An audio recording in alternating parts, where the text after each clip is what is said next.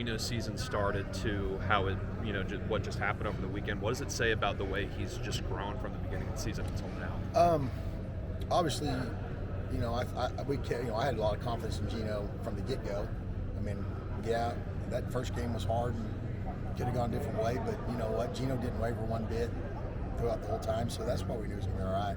Happy for him, and then he got the conference special teams player of the week, which was good. But his body of work from that game to the end of the year has been great. So he's just got to keep going with it. Coach, obviously a lot on the line at this point, but it's also senior night. One of the last times some of these guys are playing Jones AT&T Stadium. It's kind of some of the emotions that are on the line. Well, the locker room, like I said, a lot of these kids, they know that how some of these guys have been.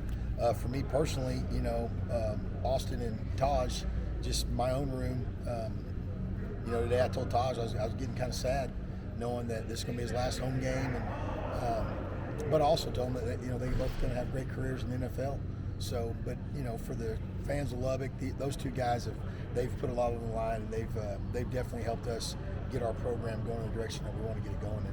Along that, the kind of year that Taj is having, and then obviously the kind of year and career that Austin has had. I mean, it seemed like they're ending their career here at the perfect time. No, exactly. I mean, you couldn't be happier. The thing that it is both those guys, they're what college athletics is supposed to be about. They're great people in the community. They're good in school.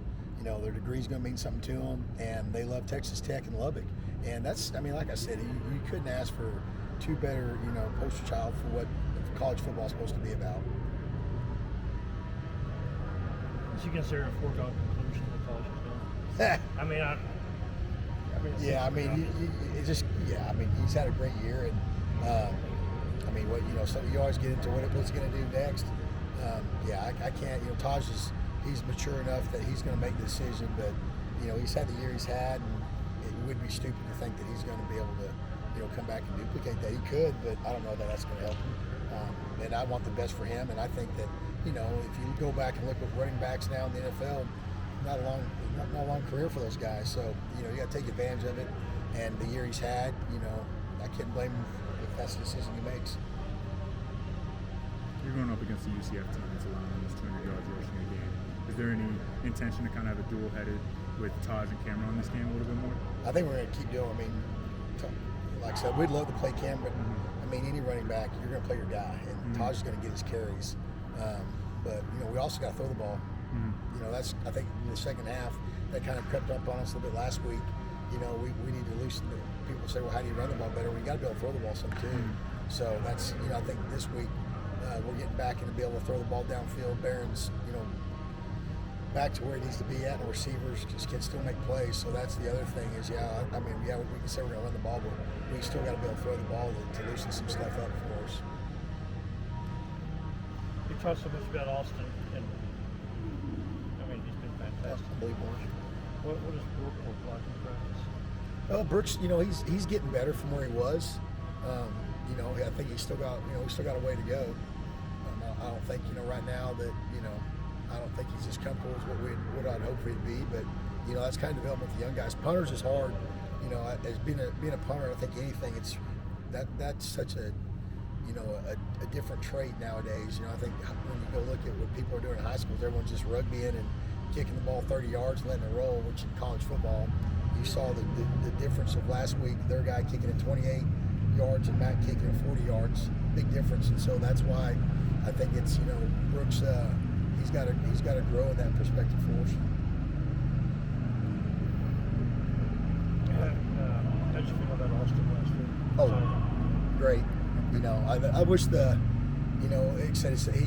flipped the field twice, and then the ones that are helping us, those balls inside the 10. I don't think people put enough on that. Where that helps you turn a 90-yard drive. The last one was probably more my fault. Probably should have. Pooched that one. He got in the end zone, but he had hit a great ball, and we just we were probably about 3 or 4 yards too much. So, but everything we've asked him to do he's just golly, we're gonna miss him.